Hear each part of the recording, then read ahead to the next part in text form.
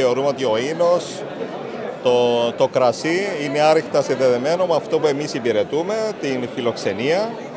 Γνωρίζουμε πάρα πολύ καλά ότι ο κλάδος της εινοποιίας στη χώρα μας έχει κάνει τεράστια βήματα πρόοδου τα τελευταία χρόνια.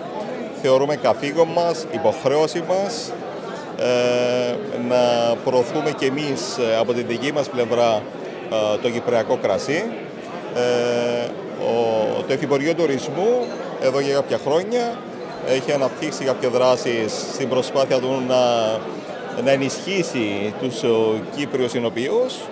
Εγώ αυτό που μπορώ να πω είναι ότι αυτές οι δράσεις θα ενισχυθούν ακόμη περισσότερο, επειδή αξίζει και στην κυπριακή φιλοξενία να συνοδεύεται από εκλεκτά κυπριακά κρασιά και επειδή επίσης αξίζει και στους Κυπρίους εινοποιούς να έχουν ισχυρή παρουσία στο εξωτερικό. Γι' αυτό ακριβώς τον λόγο στη δράση του Υφυπουργείου Τουρισμού θα δείτε πιο έντονη παρουσία των Κυπρίων εινοποιών.